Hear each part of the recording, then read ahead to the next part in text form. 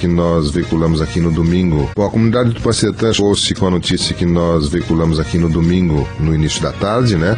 Dando conta de uma morte que aconteceu no centro da cidade e que depois foi gradativamente sendo ampliada a informação, né?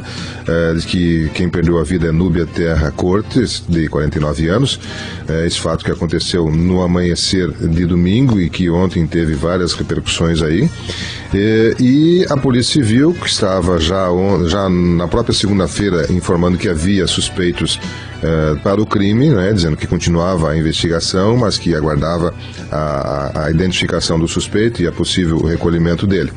Nós conseguimos um contato agora com o delegado Adriano de Rossi, que está ao telefone, que naturalmente está comandando essa investigação e que pode nos dar mais detalhes com relação a este caso, o que a polícia já dispõe sobre esse caso chocante que aconteceu aqui em Tupanciretã. Doutor Adriano de Rossi, bom dia, como é que está o senhor? Tudo bom, delegado? Bom dia, Miguel, bom dia, ouvintes, tudo bem?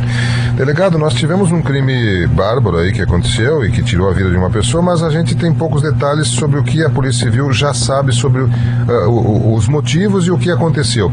O que a Polícia Civil dispõe até esse momento, delegado Adriano? Olha, Miguel, no dia de ontem foram ouvidas em torno de 8 pessoas que estavam lá na hora da festa, inclusive no momento que presenciaram o suspeito do homicídio de sair do recinto onde estava com a vítima, né? Então, tendo em conta isso e esses elementos aí que a gente ouviu ontem, então realmente ficou bem caracterizado que o autor do homicídio foi o indivíduo preso na noite de ontem, né? Sim. Temos a identidade dele? É possível divulgar a identidade? Olha, Miguel, normalmente a gente divulga só as iniciais, né? Perfeito. Até porque ainda está na fase investigativa, ainda não tem uma condenação, né? Então, a princípio, só as iniciais, que é JLAC. De 23 anos, JLAC. Isso. 23 anos. Qual era o relacionamento dele com a vítima? Olha, ele não tinha nenhum relacionamento com a vítima, pelo que a gente levantou, né? Nem amoroso, nem de amizade, assim. Praticamente ele mal conhecia a vítima. E ele foi ouvido, delegado? Foi ouvido na noite de ontem, quando a gente prendeu ele. Ele acabou confessando realmente que cometeu o homicídio. Ele entrou nessa peça da casa para levar alguma coisa. Ele estava mexendo no roupeiro quando a vítima se agarrou nele. E aí eles caíram no chão e aí ele ficou em cima dela para asfixiar. Ele alega esse o motivo para ter feito o assassinato? Esse é o motivo que ele deu aqui pra gente no dia de ontem, né? Que realmente ele se assustou, né? Que ela tava gritando muito e ele queria que ela parasse de gritar. Certo. Então foi essa motivação, segundo ele, né? Perfeito. Ele havia consumido bebida alcoólica, algum tipo de droga? Droga ele falou que não consumiu. E bebida alcoólica ele disse que consumiu de uma maneira bem exagerada. Perfeito. Que bebida alcoólica seria? Ele confessou? Olha, ele disse cachaça e vodka. Bem, ele seria do círculo de amizade das pessoas que estavam ali presentes? Exatamente. Não digo nem de amizade, ou talvez até de conhecer, sabe?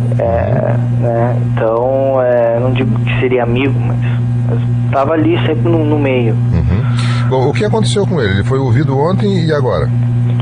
Depois dessas oitivas das testemunhas, né, e de informantes no dia de ontem, eu representei pela prisão preventiva do suspeito. Foi prontamente deferida pelo juízo de Tupã, foi cumprida, a gente ouviu ele e encaminhamos pro presídio de Júlio de Castilhos. Perfeito, quer dizer, ele está no presídio nesse momento. Exatamente. Bem, ele costumava frequentar o local, a casa ou não?